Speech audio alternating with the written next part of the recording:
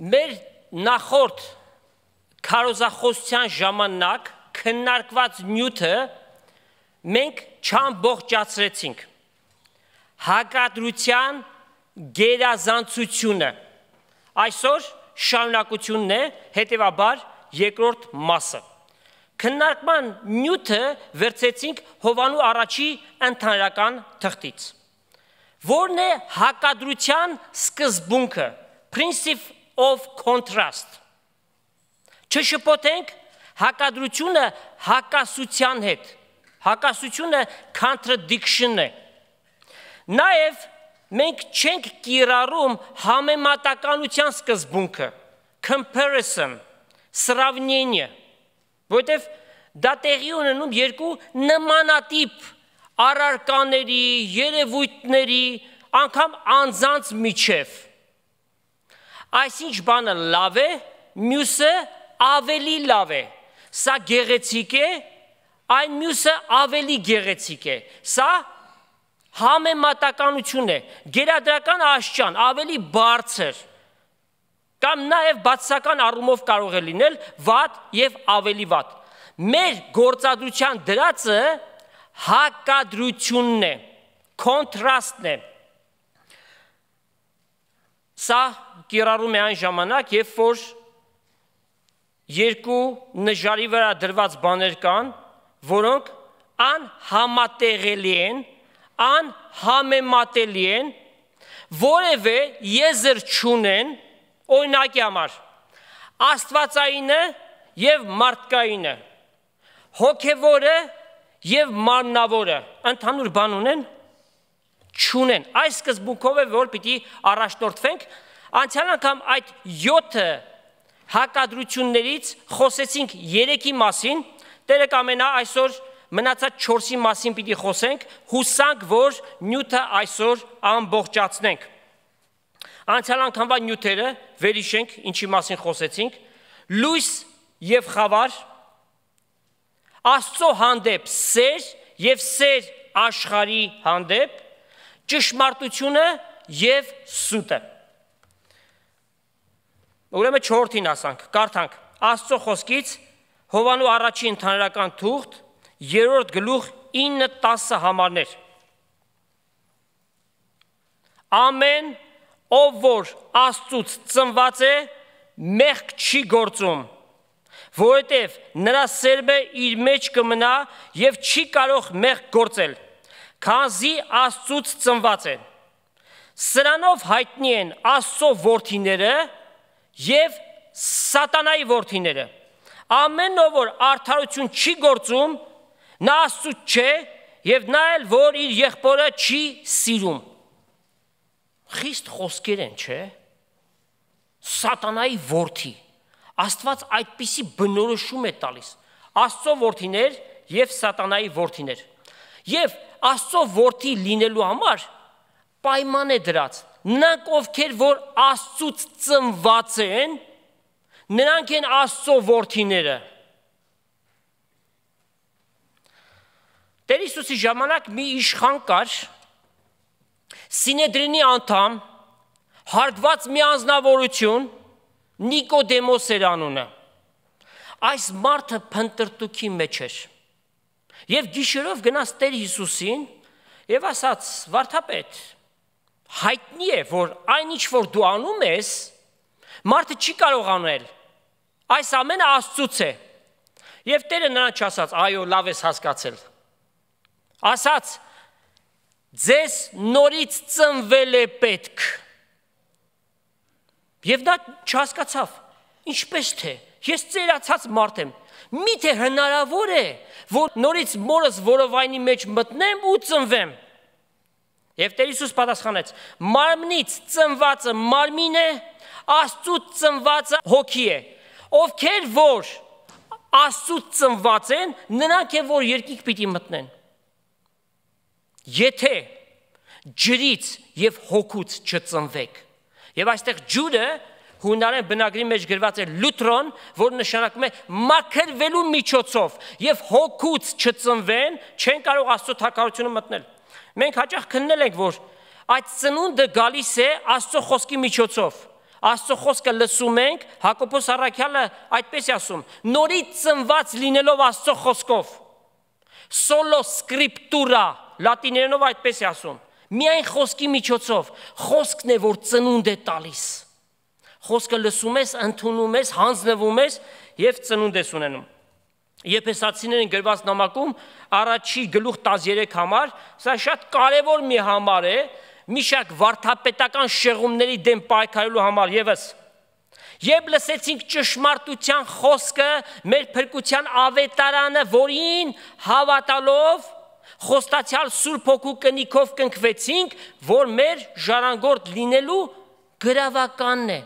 Խոսքը լսեցինք, ընդունեցինք, վերստին ծնունդ ունեցանք։ Սուրբ Հոգիով կնքվեցինք, սիլ եղանք։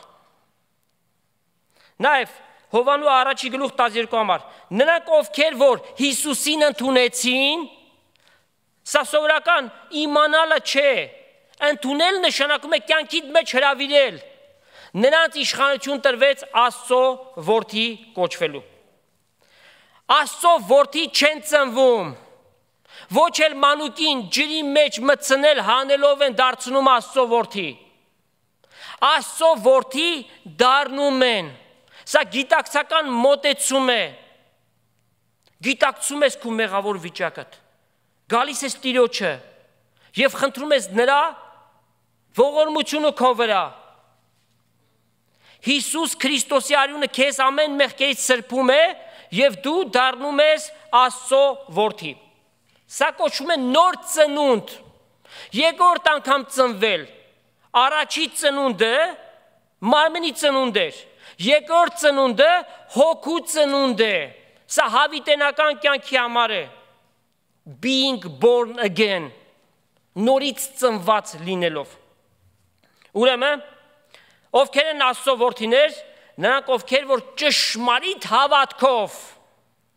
Աստծուց այդ ծնունդը ստացան։ Այլ կերպ ասած, անկեղծորեն ապաշխարեցին։ Հռոմեացիներին գրված նամակում Պողոս առաքյալ այսպես է գրում 8-րդ գլուխ 14 համար։ Ռոմանս։ Նրանք ովքեր Աստծո հոգով կառաջնորդվեն, նրանք են Աստծո որդիները։ Եվ նաև Գաղատացիս 3-րդ գլուխ 26 համար ամենք էլ որդիներ եք Քրիստոս Հիսուսի վրա եղած հավատքով։ Ինչու ծանրացանք այսչափ համարներ բերեցինք եւ բազմաթիվ ուրիշ համարներ կա, որոնք որ ապացուցում են, որ մեկը որպիսի Աստծո որդի կոչվի, նոր ծնունդ պիտի ունենա, վերստին ծնունդ պիտի ունենա։ Մենք կենտրոնանում ենք սրա վրա, մանրակրկիտ ձևով քննում ենք, որովհետև այսչափ խոսելուց հետո դեռևս շատեր, մանավանդ դրսում եղողներ, չեն հասկանում իրական քրիստոնյան ով է։ Ոչ թե քրիստոնյա կոչվողներն են Աստծո որդիներ, այլ նրանք ովքեր որ Քրիստոսին իրենց կյանքերի մեջ ունեն, որպես Տեր եւ Փրկիչ։ Գիտեք, քրիստոնեությունը քանակ ասենք 2 միլիարդի է մոտենում, բոլորն են Աստծո որդի։ Այժմ երկրներ կան, որ քրիստոնյա կոչվում են, անունով քրիստոնյաներ են, բայց իրապես նրանք քրիստոնյա են, պատասխանը ոչ է։ Անվանական, ավանդական,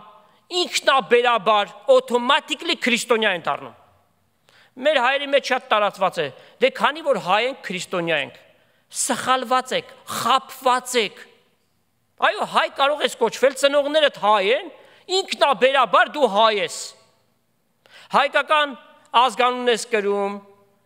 հայկական ընտանիքում ես մեծանում, հայերեն ես խոսում, հայնասիրություն ունես եւ այլն։ Բայց դա չի նշանակում, որ քանի որ հայ ես, նաեւ քրիստոնյա ես։ Սա սխալմունք է, սա խաբեություն է։ Ոմանք ասում են, մենք ընտանեկան ժառանգություն ունենք։ Այ պապս քահանա է եղել։ Եվ ազգանվանը սկզբում Տերը կա, Տեր այսինչյան։ Մենք ասում ենք who cares, որովհետև թե քո պապիկդ, եւ թե դու պետքություն ես ապաշխարության, Հիսուսին ընդունելու, եւ կարևոր չէ, որ դու բոլոր քրիստոնեական տոները եւ ավանդությունները անգիր գիտես ու պահում ես, կարևոր չէ բոլորովին, կարևորը Քրիստոսի անձը ճանաչելն է, Քրիստոս քո կյանքի մեջ նոր ծնունդով։ Տիմոթեոսին Պողոս առաքյալ այսպես է գրում 2 Տիմոթեոս 3:5 Ոմանք աստվածպաշտության կերպարանք ունեն, արտաքինից աստվածապաշտ է, կրոնական է, կրոնական պարտականություններ էլ անում է, սակայն սրտի փոփոխություն չունի։ Այսօր շատերին կհանդիպեք, իրենց բերանից փառք Աստծուն չի պակասում, բայց մի հատ փորձեք մեռելների հարություն, հավիտենական կյանք, կամ կաշխատեն, որ նյութը փոխեն, կամ էլ ուղղակի կանենք, ասեն, գիտես ինչ կա, մի խոսա այդ մասին։ Ինչ քրիստոնյա եք դուք։ Մոն վառելով քրիստոնյա մեկը չի դառնում սիրելներ, ճշմարտությունը պիտի խոսենք։ Հիսուս քո կյանքիդ մեջ պիտի գա, նրան պիտի հրավիրես։ Քո ընտրությամբ ազատ կամքով նրան պիտի կյանքիդ մեջ կանչես։ Ուրեմն ոմանք աստվածպաշտության կերպարանք ունեն, բայց զորությունը, որ Քրիստոսն է, ուրացել է։ Չկա Քրիստոս իրենց կյանքի մեջ։ Տիտոսին գրված նամակում շատ հիանալի մի համար կա, Տիտոս առաջի գլուխ 16 համարը,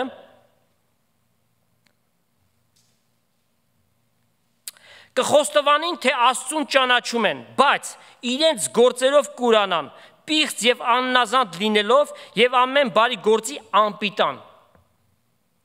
Առ երևույթ ցույց են տալի, որ Աստծուն ճանաչում են, բայց հնազանդված չեն Աստծու խոսքին, իսկ Աստծու խոսքը ասում է ապաշխարի, ճշմարտապես ապաշխարի, սիրտը Տիրոջը տուր։ Ուրեմն շատ հստակ է, ովքեր են Աստծո որդիները, ովքեր որ Սուրբ Հոգուց ծնունդ ունեն, նոր ծնունդ ունեն, ովքեր որ Սուրբ Հոգիով են առաջնորդում, նաև նրանք, ովքեր որ իրենց կյանքով ապացուցում են, որ իրենք Աստծո որդիներ են։ Հիսուս իրենց համար գերագույն սրբություն է, նախապատիվ է իրենց կյանքի մեջ։ Աստծո որդիներ։ Ուրեմն Հովհաննես առաքյալը Աստծո որդիներ հասկացողությանը հակադրում է, կոնտրաստ է բերում սատանայի որդիներին։ Խիստ է, չէ՞ այս խոսքը, սատանայի որդիներ։ Երկու կարգի սատանայի որդիներ կան։ Առաջինը բացահայտ սատանապաշտներ, սատանիստներ են կոչվում, և ցավոք պիտի ասենք, այսօր Հայաստանում երիտասարդության շրջանում կարծես թե դա դարձել է նորաձևություն։ Այդ խմբերին են հարում և երիտասարդներին կլանում են իրենց մեջ։ Այնպես որ այդ երիտասարդները օտարանում են ամեն բանից։ Իրենց քթերին մետաղյա օղակներ են գցում, ինչպես որ ցուլերին են անում։ Կամ իրենց գլուխների վրա մաշկի տակ պոզեր են աճեցնում և բացահայտորեն ասում են. մենք պաշտում ենք սատանային, նա մեր հայրն է։ Պիտի ցավանք այսպիսի երիտասարդների համար, Տերը նրանց թող ողորմի, որ այդ շարքերը լքեն դուրս գան։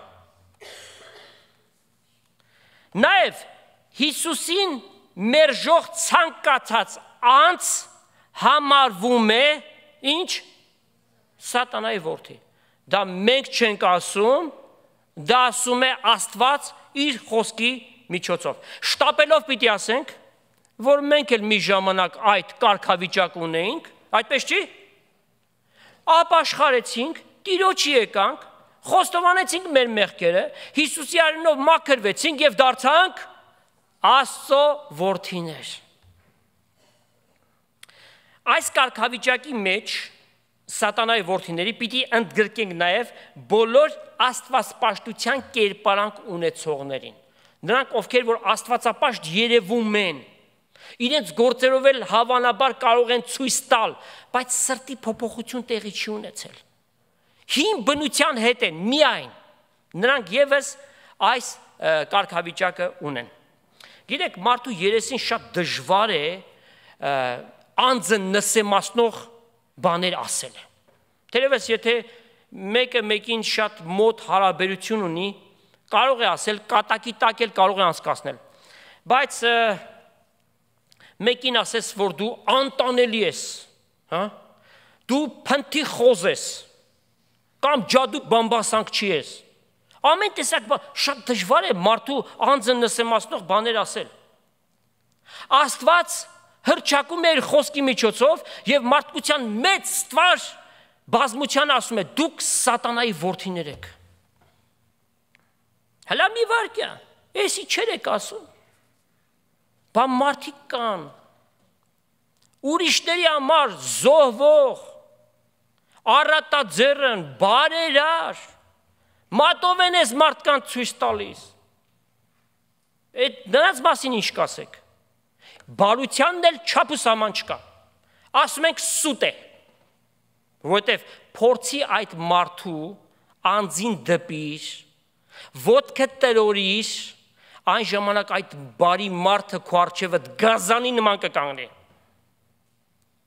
Այն որ նրան բարի ես տեսնում, քո թշնամիտ կդառնա։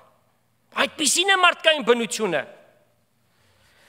Տեր Հիսուսին եկան ասեցին, բարի վարդապետ, ինչ անենք հավիտենական կյանք ունենանք, ասաց մեկից զատ բարի չկա, որ է Աստված։ Եվ այդ երիտասարդին ուզում էր Տերը ասել, որ դու բարի, որ ինձ դիմում ես, որպես Աստված դիմում ես, որովհետև Աստված է միայն բարի։ Եվ այդ պատմությունը գիտենք, այդ մասին խոսել ենք։ Տարբերություն չի անում։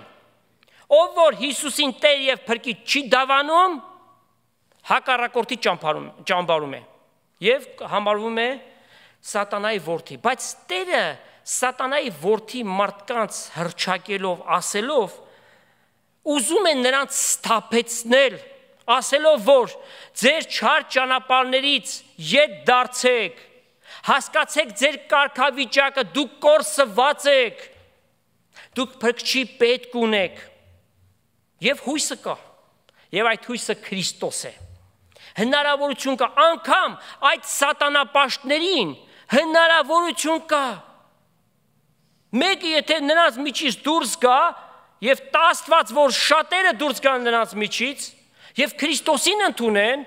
իրենց կատարած բոլոր չար գործերը պիտի մաքրվեն։ Հիսուս Քրիստոսի արյունը կարող է ամեն մեկը սրբել։ Ամենաահավոր մեղքը Հիսուսի արյունով կարող է լվացվել եւ մաքրվել։ Եվ այդ սատանապաշտ երիտասարդներին ասենք, որ դուք կարծում եք, որ խելացի եք, կարծում եք, որ պապա եք գտել սատանային, ասենք, որ նա ձեր թշնամին է, նա մարդասպան է, նա ձեզ ատում է,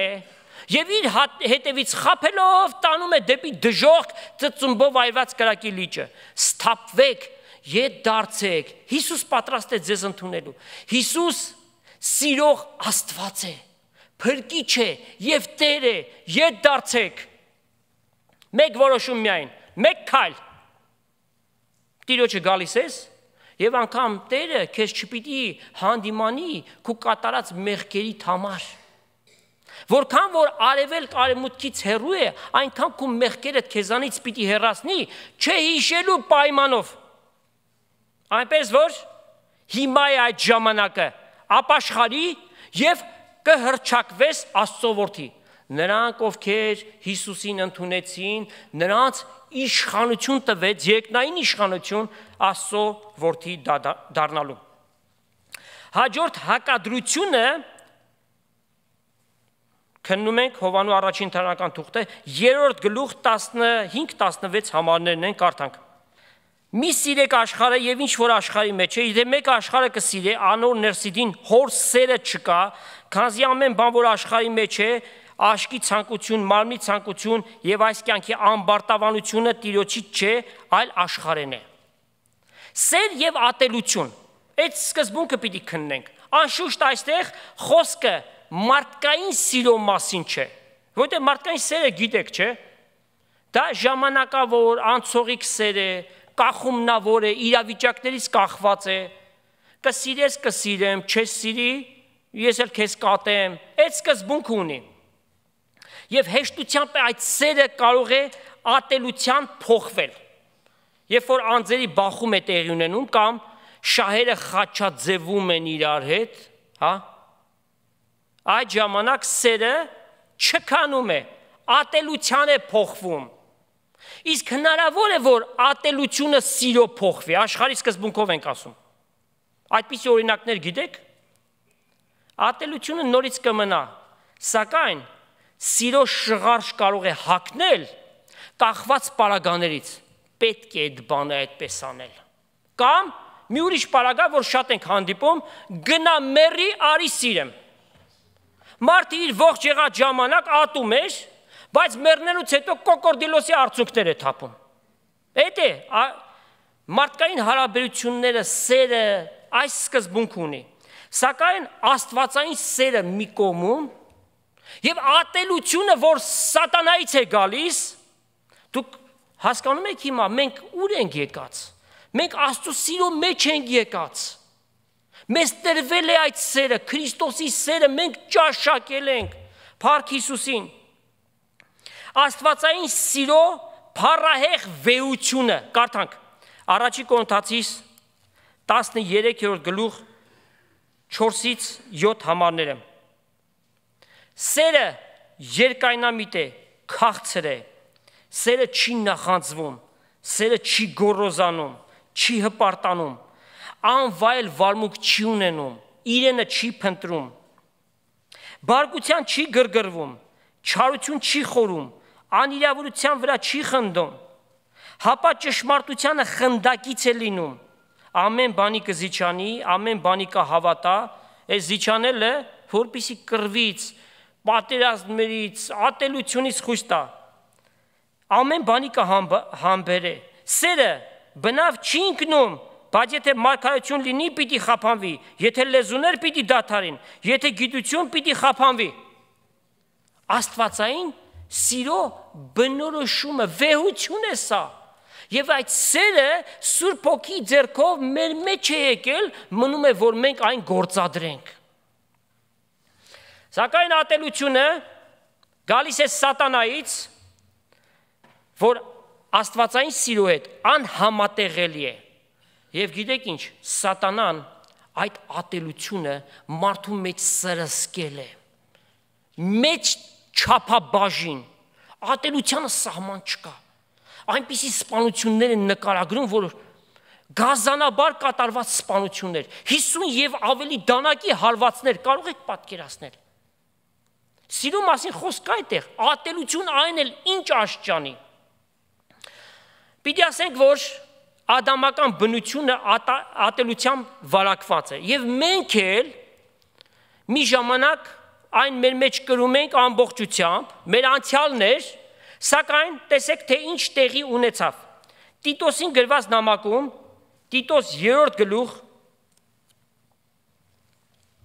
3-ից 5 համարներն են սա, վասնզի մենք ամենքս էլ ատեն անմիտ էինք, անհնազանդ, մոլորյալ և զանազան ցանկություններու և հեշտություններու կծառայենք, չարությունով և նախանձով կվարվեինք, ատելի էինք և մեկս մեկ կատեինք։ Սա Ադամի բնությունն է, մեկը թող չասի, չէ, ես ատելություն չունեմ, միշտ մարդկանց հանդեպ լավ վերաբերմունք ունենք։ Ադամի բնությունը այդպիսին է, երբ որ շահերի բախում է տեղի ունենում, ատելությունը մեջտեղ է գալիս։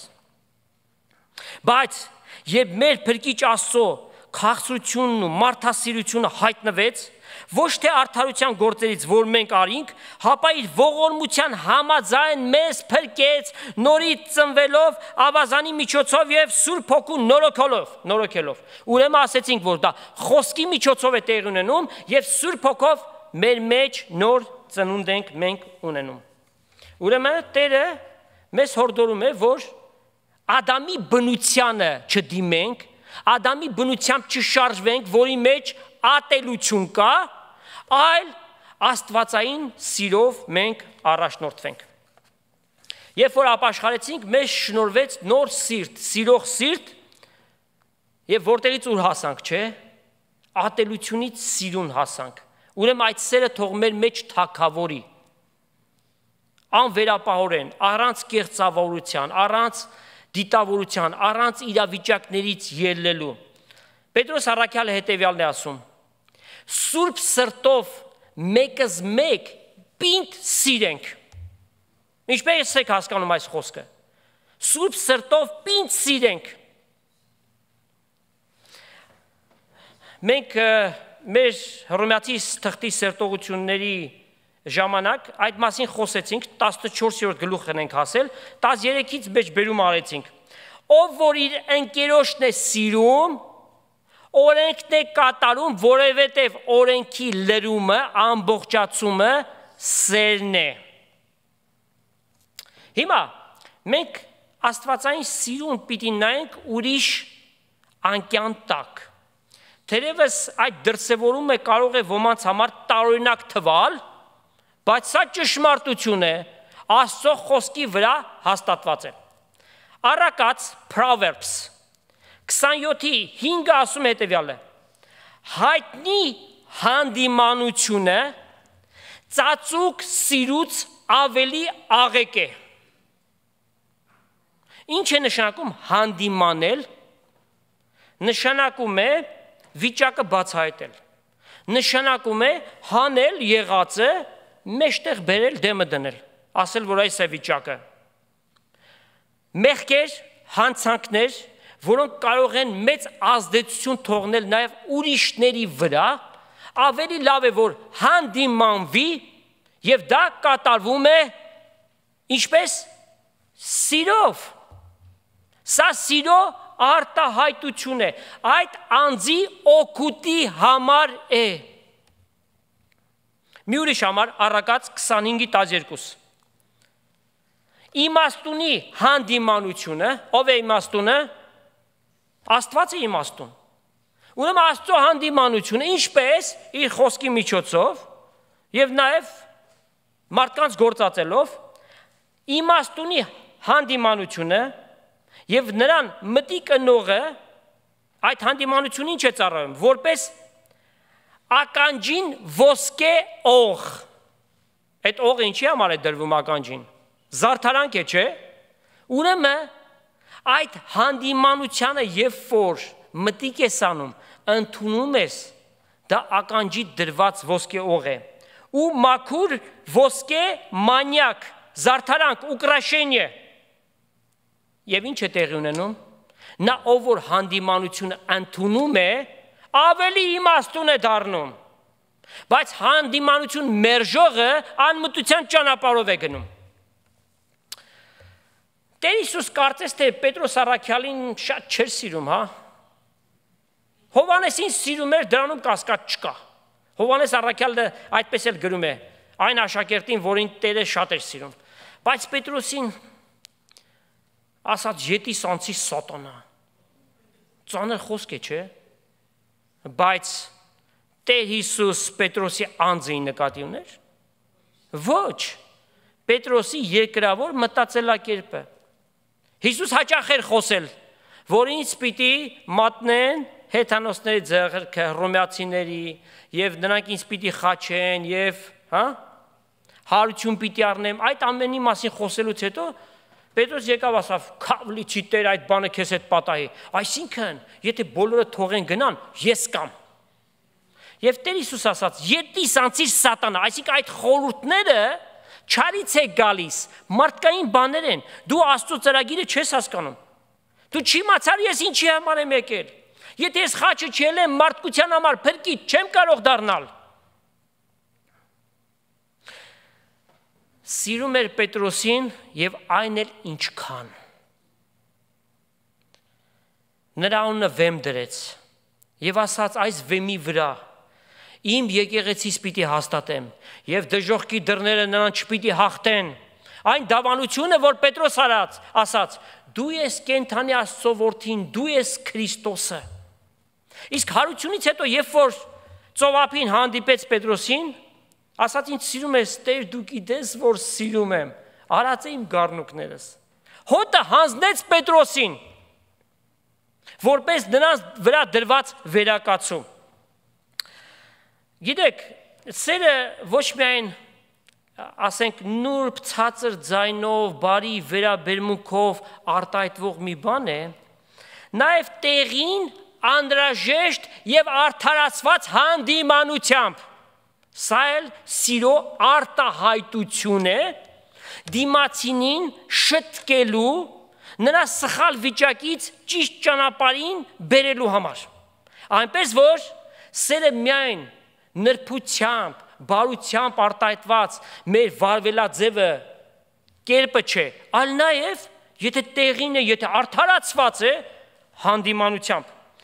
Պողոս առաքյալը Տիմոթեոսին գրում է. հանդիմանիր, սաստիր,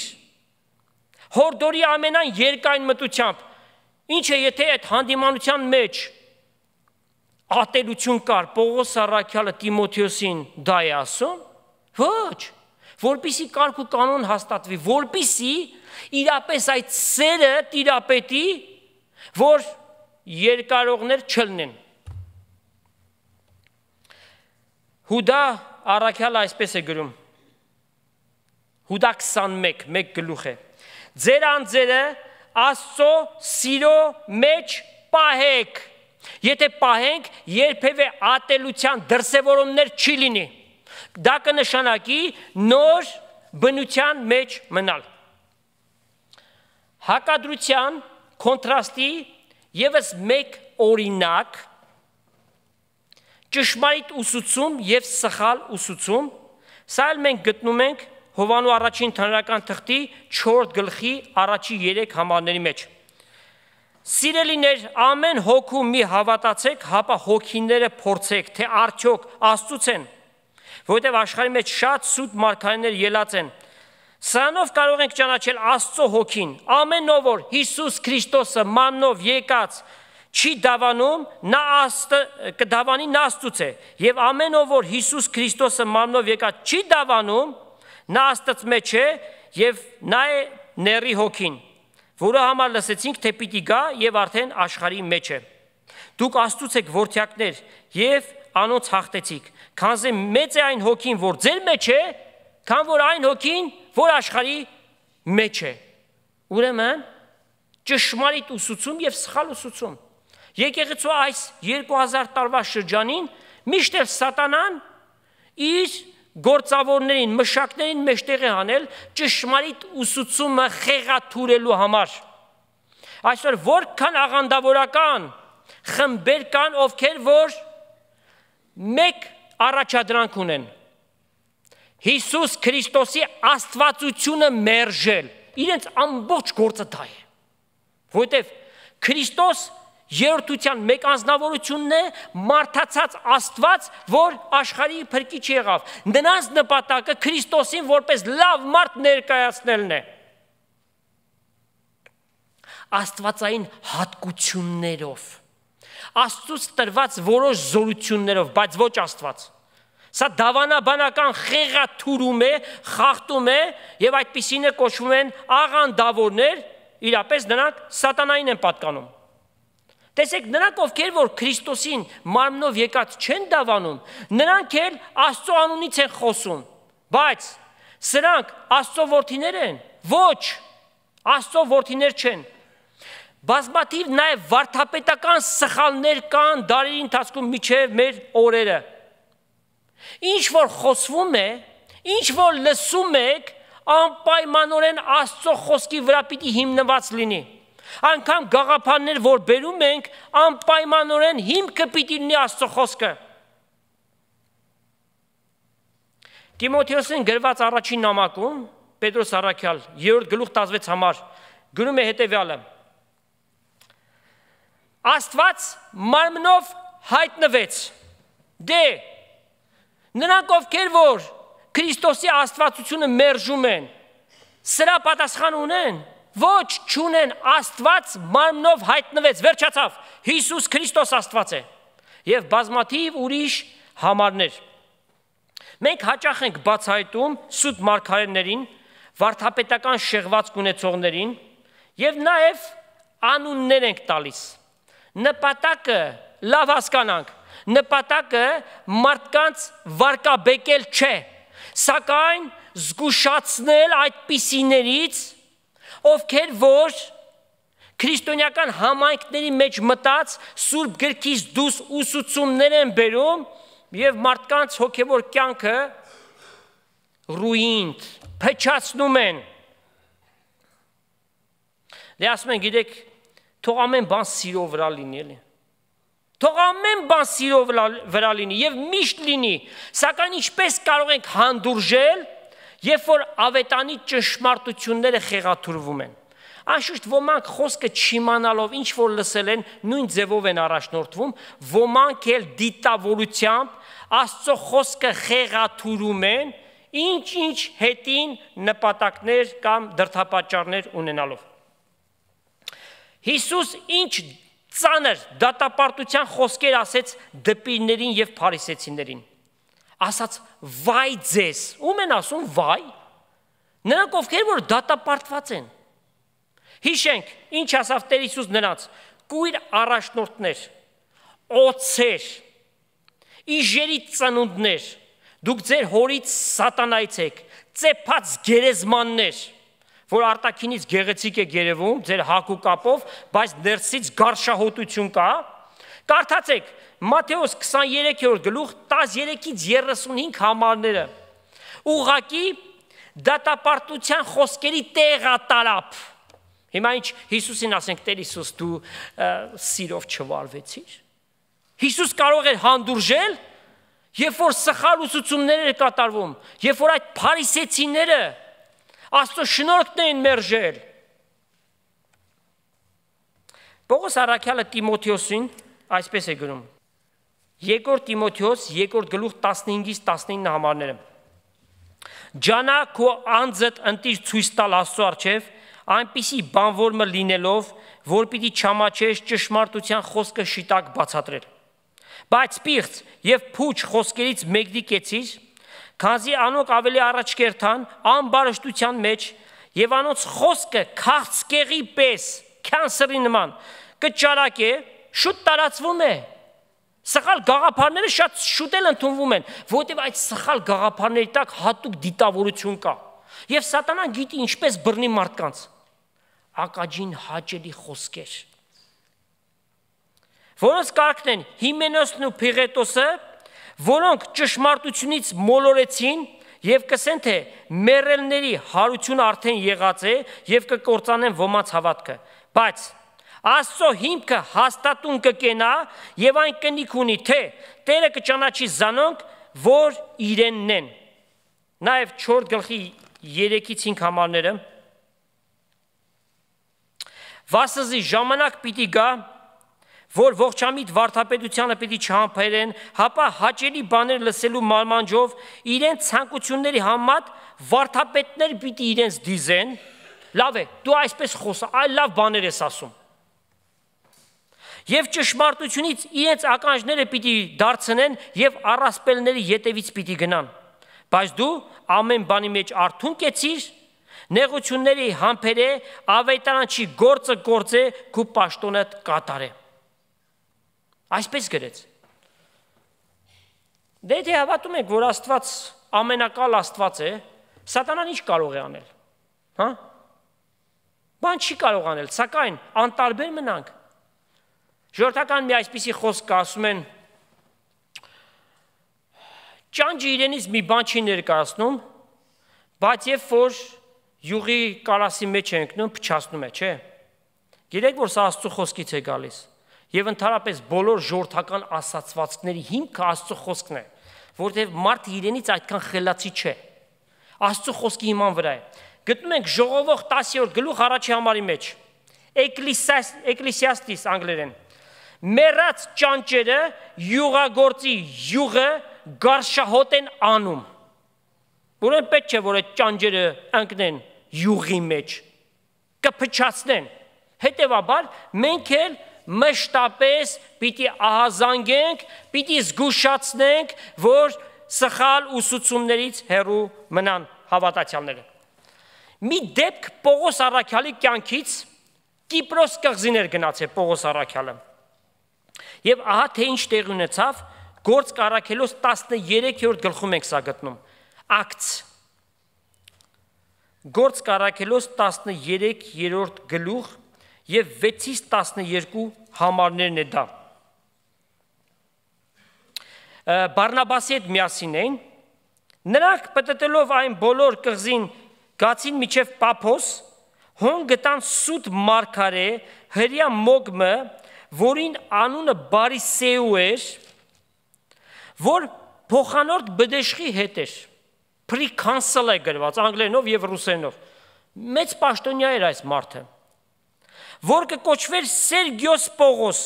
խելացի մի մարդ էր։ Սա Բարնաբասը եւ Սողոսը հրավիրելով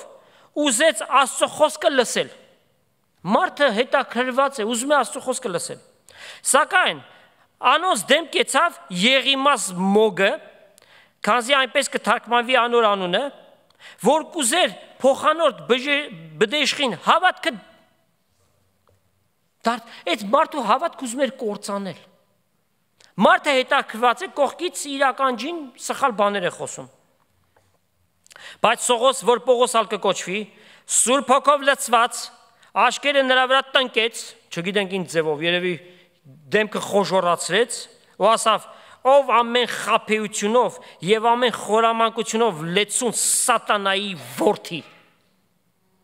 Թշնամի բոլոր արդարության պիտի չդադարես Տիրոջ շիտակ ճամփաները ծռել են։ Ուղղակի սա հանդիմանություն չի, դատապարտություն է։ Հիմա Տիրոջ ձեռքահա քո վրատ է, կույր պիտի լինես,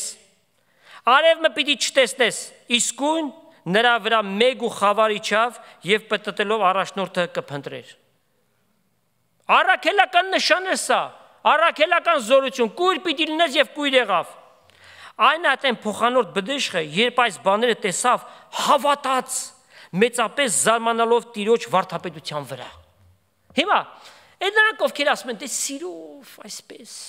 փափուկ հանգիստ ամեն բան։ Եթե Պողոս առաքյալ ասես, օքեյ լավ, դու էլ խոսիր, ես էլ եմ խոսում, դու էլ խոսիր։ Այդ փոխանորդ բդիշխը հավատքի կգար։ Ոչ։ Այդ ազնվորությունը նրա միտքը ուղեղալվանար, նրան թույլ չէր տա, որ այդ հավատքը նա ընդուներ։ Բայց Պողոս առաքյալի միակ նպատակը ավետարանելն էր, ավետարանելը։ Քարոզչության նպատակը ինչ է։ Քրիստոսին բերել մարդկանց, ուրիշ ոչ մի բան։ Եվ Պողոսի ամբողջ ուղղվածությունը, ամբողջ գործը դրա մեջ էր։ Պետրոս առաքյալը այսպես է գրում, առաջի Պետրոս 3:15։ Տեր Աստծուն ձեր սրտերի մեջ սուրբ պահեք եւ միշտ պատրաստ եղեք հեզությամբ եւ երկյուղացությամբ պատասխան տալու ամենքին, որոնք ձեր ունեցած հույսի մասին կհարցնեն։ Այո, ավետարանությունը սիրո հիմունքների վրա պիտի գնա, բայց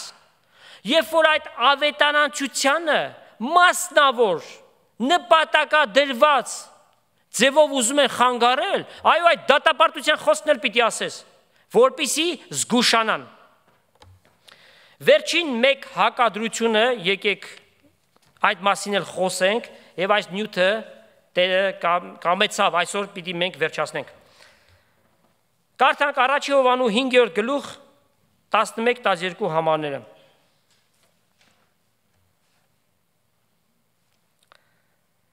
Վկայությունը սա է.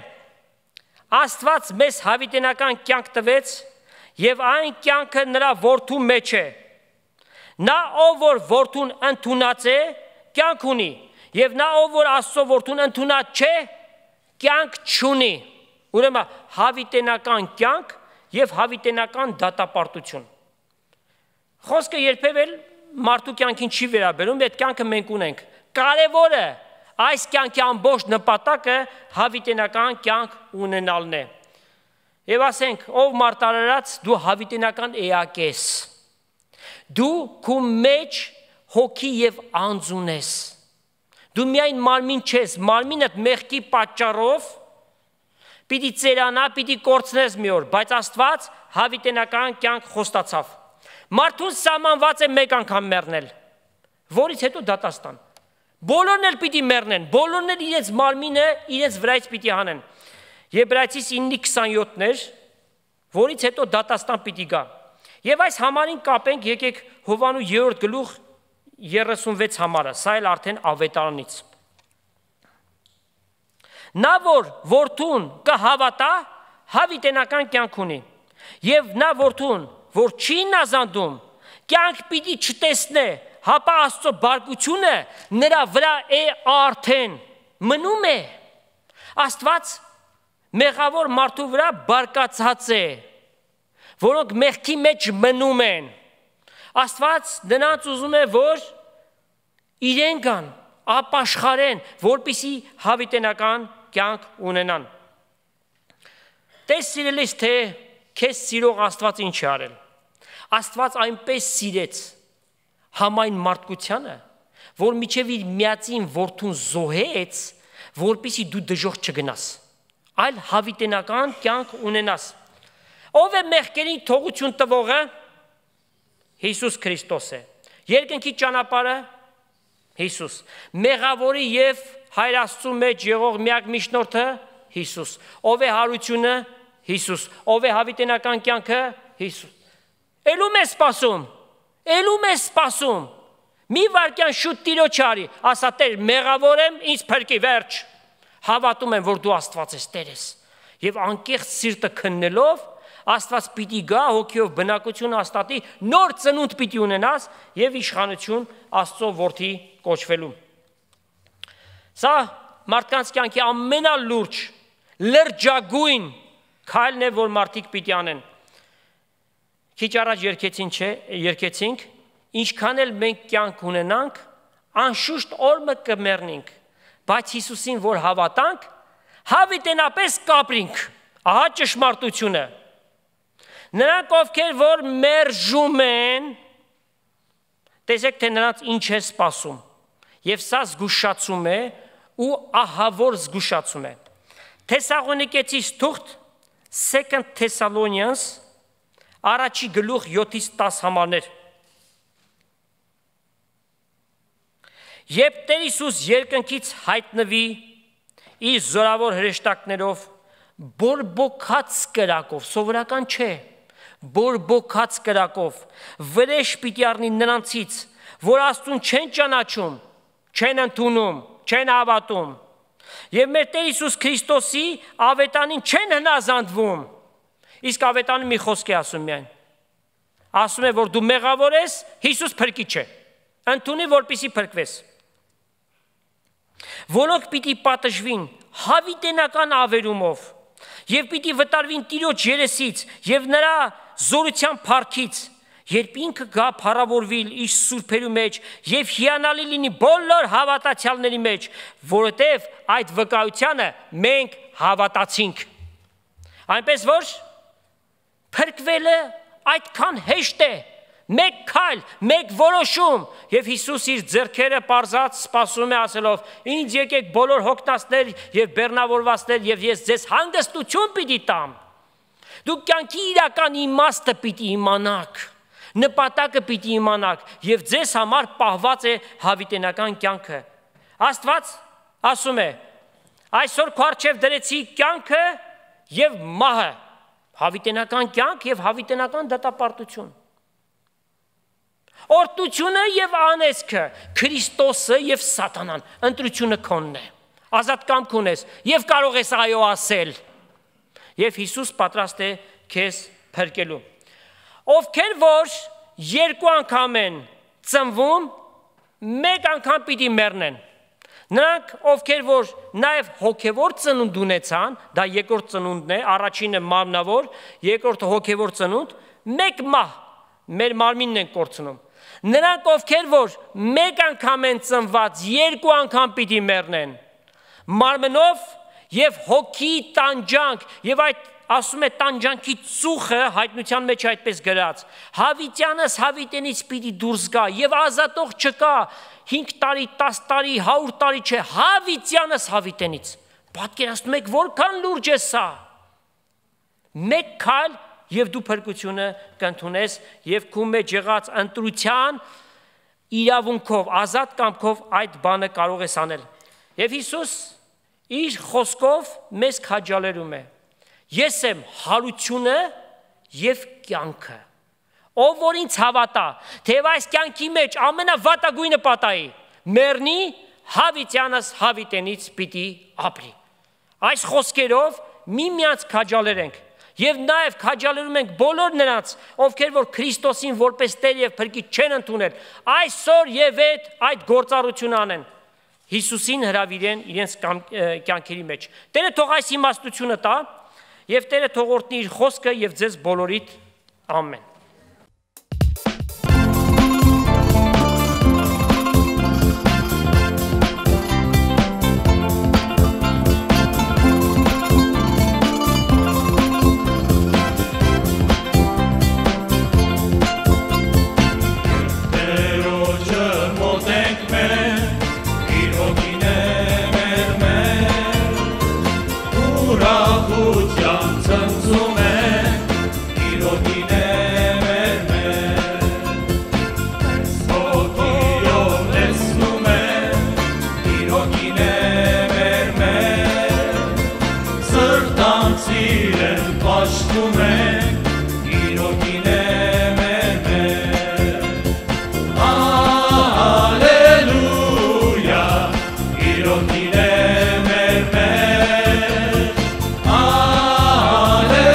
Alleluia.